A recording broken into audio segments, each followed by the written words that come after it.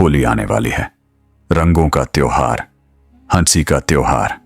लेकिन अगर मैं आपसे कहूं कि एक गांव ऐसा है जहां होली की सुबह सबसे पहले रंग हवेली की छत से गिरता है, जबकि उस हवेली में पिछले 25 साल से कोई रहता ही नहीं, और हर साल जिसके ऊपर वो पहला रंग गिरता है उसकी जिंदगी बदल जाती है। कुछ लोग कहते हैं ये आशीर्वाद है, कुछ कहते हैं ये चेतावनी है, और कुछ लोग आज तक सच जानने की कोशिश कर रहे हैं। ये कहानी है राजस्थान के छोटे से गांव नवरंगपुर की, जहां होली सिर्फ खेली नहीं जाती, वो चुनी जाती है। नवरंगपुर छोटा सा गांव था, चारों तरफ सरसों के खेत, बीच में पुराना मंदिर, और गांव के एक कोने पर एक विशाल जर्जर हवेली। उसे लोग रंग महल कहते थे। आज से 30 साल पहले उस हवेली में ठाकुर वीरेंद्र सिंह रहते थे, बहुत रईस, बहुत प्रभावशाली और होली के दीवाने। उनकी होली पूरे इलाके में मशहूर थी। 3 दिन तक जश्न, हजारों किलो गुलाल, ढोल, नाच, मेहमान। लेकिन एक साल होली की रात के बाद हवेली के सारे दरवाजे बंद हो गए। सुबह जब गांव वाले पहुंचे, ठाकुर साहब नहीं मिले। ना कोई लाश, ना कोई चिट्ठी, बस हवेली की छत पर एक बड़ा सा बैंगनी रंग का दाग। उसके बाद से हवेली खाली है। लेकिन हर साल होली की सुबह ठीक सूरज निकलने से पहले उसकी छत से हल्का सा रंग उड़ता हुआ दिखाई देता है। इस साल गांव में चर्चा थी, क्योंकि पिछले साल जिस लड़के के ऊपर वो पहला रंग गिरा था, उसे 1 महीने बाद शहर में बड़ी नौकरी मिल गई। उससे पहले वाले साल जिसके ऊपर रंग गिरा, उसकी शादी तय हो गई। गांव में मान्यता बन गई, पहला रंग भाग्य बदलता है। लेकिन इस साल कुछ अलग होने वाला था। गांव में एक लड़का था, आरव, पढ़ा लिखा, शहर से वापस आया था। उसे इन बातों पर विश्वास नहीं था। वो हंसकर कहता, कोई हवेली खुद से रंग नहीं फेंकती। उसने तय किया कि इस बार वो सच पता करेगा। होली की रात जब पूरा गांव जश्न में था, आरव चुपचाप हवेली के पीछे पहुंच गया। हाथ में टॉर्च, मोबाइल कैमरा ऑन, दिल की धड़कन तेज। हवेली का बड़ा दरवाजा जंग लगा था, लेकिन पीछे की खिड़की से वो अंदर घुस गया। अंदर अंधेरा, दीवारों पर पुराने रंग के निशान, फर्श पर सूखा गुलाल, जैसे कोई कल ही खेल कर गया हो। लेकिन यहां तो 25 साल से कोई नहीं था। हवेली के ऊपर वाली मंजिल पर एक कमरा था, जिसके दरवाजे पर बड़ा ताला लगा था। गांव में कहा जाता था, यहीं से रंग उड़ता है। आरव ने टॉर्च की रोशनी डाली। ताले पर ताजा उंगलियों के निशान थे। उसका दिल धड़क उठा, कोई आता है यहां। अचानक ऊपर छत से हल्की सी आवाज आई, जैसे कोई धीरे धीरे चल रहा हो। आरव सीढ़ियां चढ़ने लगा।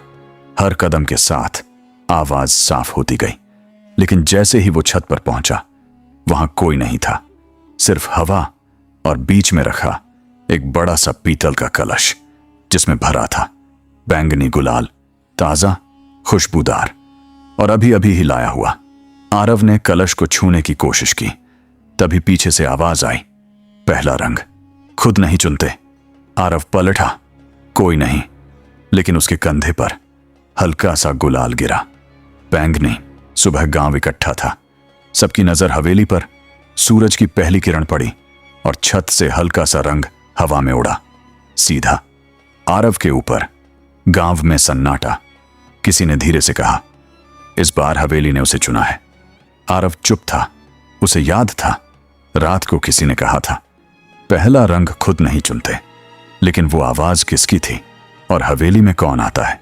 क्या ठाकुर साहब जिंदा हैं या कोई और खेल चल रहा है? सुबह जब रंग आरव के ऊपर गिरा, गांव वाले उसके पास आ गए। कुछ लोग बधाई देने लगे, कुछ डर कर दूरी बनाने लगे, क्योंकि नवरंगपुर में पहला रंग सिर्फ सौभाग्य नहीं था, वो जिम्मेदारी भी था। गांव के बुजुर्ग रत्नलाल जी आगे आए। उन्होंने आरव की आंखों में देखा और धीमे बोले, अब हवेली तुझे बुलाएगी। आरव ने पूछा, क्या मतलब? रतनलाल जी बोले, जिसके ऊपर पहला रंग गिरता है, उसे तीसरे दिन शाम को हवेली में अकेले जाना पड़ता है। भीड़ में फुसफुसाहट शुरू हो गई। आरव के मन में रात की आवाज गूंज गई, पहला रंग खुद नहीं चुनते। उस दिन दोपहर में आरव गांव के पुराने स्कूल के पीछे बने पंचायत भवन गया। वहां गांव के पुराने रिकॉर्ड रखे थे। उसे ठाकुर वीरेंद्र सिंह के बारे में जानना था। धूल भरी अलमारी में उसे एक पुरानी डायरी मिली। कवर पर लिखा था, होली महोत्सव, निजी नोट्स। आरव ने पन्ने पलटे। हर साल की होली का वर्णन था, लेकिन आखिरी पन्ना अधूरा था। उसमें लिखा था, इस बार रंग साधारण नहीं होगा, जो चुना जाएगा वही वंश आगे बढ़ाएगा। रंग खून से नहीं, कर्म से बनता है। आखिरी लाइन अचानक खत्म हो जाती है। नीचे सिर्फ एक निशान बना था, बैंगनी रंग का गोल दाग। आरव के हाथ ठंडे पड़ गए। शाम को आरव सीधे रतनलाल जी के घर गया। उसने डायरी दिखाई। रतनलाल जी कुछ देर चुप रहे, फिर बोले, ठाकुर वीरेंद्र सिंह की कोई संतान नहीं थी। वो चाहते थे कि उनकी हवेली और जमीन किसी योग्य व्यक्ति को मिले। आरव ने पूछा, तो वो गायब क्यों हुए? रतनलाल जी की आवाज भारी हो गई, क्योंकि उन्होंने आखिरी होली पर एक रंग परीक्षा रखी थी। जिसे पहला रंग लगेगा उसे हवेली का उत्तराधिकारी माना जाएगा। लेकिन उस साल पहला रंग ठाकुर साहब के ऊपर ही गिर गया। आरव चौंक गया। मतलब उन्होंने खुद को चुना। गांव में अफवाह फैल गई कि ठाकुर साहब ने हवेली के कमरे में खुद को बंद कर लिया और कभी बाहर नहीं आए। लेकिन लाश कभी नहीं मिली। होली के तीसरे दिन की शाम गांव में अजीब सन्नाटा था। आरव जानता था आज उसे हवेली में जाना है, लेकिन वो डर से नहीं जा रहा था। उसे सच जानना था। सूरज ढल रहा था। आसमान हल्का बैंगनी हो गया था।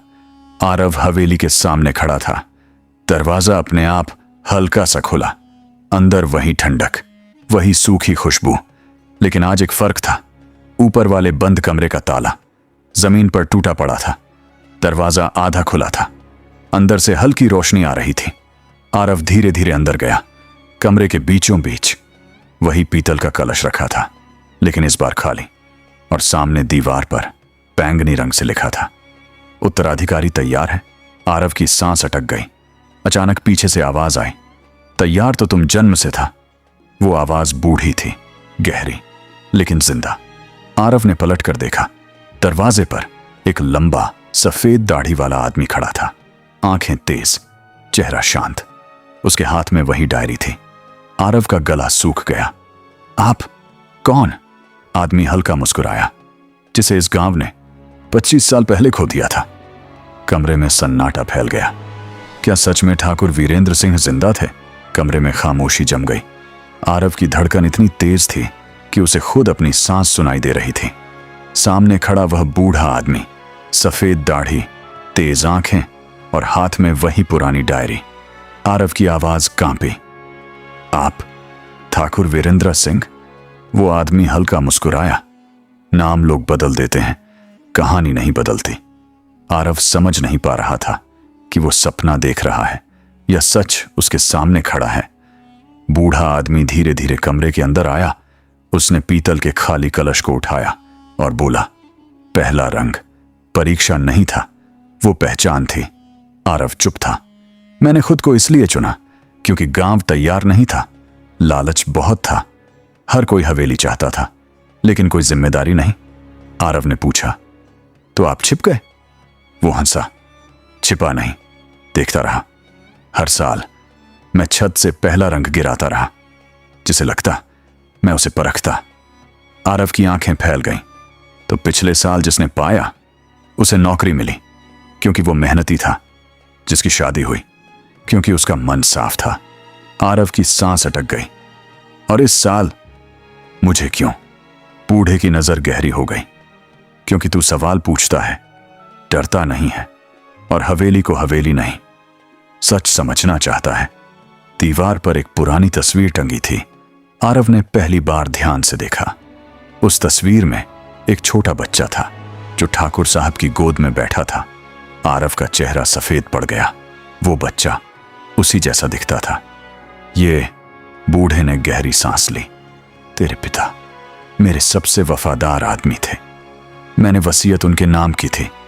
लेकिन उनके अचानक गुजर जाने के बाद मैंने खुद को गायब कर लिया, क्योंकि मैं देखना चाहता था, क्या तू उस विरासत के लायक है? आरव के दिमाग में बिजली सी कौंधी। मतलब मैं? हां, हवेली तेरे पिता के नाम थी और अब तेरे नाम है। कमरे में सन्नाटा था, लेकिन रहस्य अभी खत्म नहीं हुआ था। आरव ने पूछा, लेकिन ये बैंगनी रंग, इसमें ऐसा क्या है? बूढ़े ठाकुर ने कलश में हाथ डाला, अंदर से थोड़ा सा रंग निकाला। ये साधारण गुलाल नहीं, इसमें चंदन, केसर और मंदिर की भस्म मिलाई जाती है। ये रंग आशीर्वाद है। जो इसे पाता है उसे जिम्मेदारी निभानी होती है। रंग भाग्य नहीं बदलता, रंग सिर्फ उस इंसान को पहचानता है जो बदलाव ला सकता है। आरव की आंखों में अब डर नहीं था, सिर्फ समझ थी। अचानक बाहर ढोल की आवाज तेज हुई। गांव वाले हवेली के सामने इकट्ठा थे। बूढ़े ठाकुर ने कहा, अब आखिरी परीक्षा है। क्या तू हवेली को अपने नाम रखेगा या गांव को देगा? आरव ने बिना सोचे जवाब दिया, हवेली गांव की होगी, यहां स्कूल बनेगा ताकि हर बच्चा पढ़ सके। बूढ़े ठाकुर की आंखें चमक उठीं। उन्होंने मुस्कुराकर कहा, अब तू सच में उत्तराधिकारी है। अचानक कमरे की रोशनी धीमी हो गई, हवा तेज चली। आरव ने पलट कर देखा, कमरा खाली था, दरवाजा खुला था, बूढ़ा कहीं नहीं था। सिर्फ डायरी जमीन पर पड़ी थी और उसमें आखिरी लाइन जुड़ चुकी थी, उत्तराधिकारी मिल गया। अगले दिन गांव में घोषणा हुई, रंग महल अब स्कूल बनेगा। गांव वाले खुश थे। आरव छत पर खड़ा था। सूरज की पहली किरण पड़ी, हल्की हवा चली और इस बार बैंगनी रंग आसमान में नहीं उड़ा, क्योंकि अब रंग अपना काम पूरा कर चुका था। आरव मुस्कुराया, उसे समझ आ गया था, होली सिर्फ रंगों का खेल नहीं, ये पहचान का त्योहार है। अगर आपको ये रहस्यमयी कहानी पसंद आई हो तो इस होली सिर्फ रंग मत लगाइए, जिम्मेदारी भी निभाइए।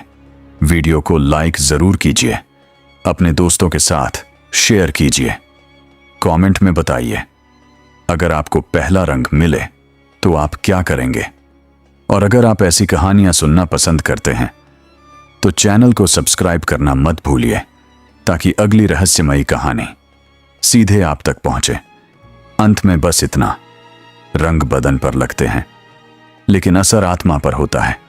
और सब मिलकर बोलिए, हर हर महादेव।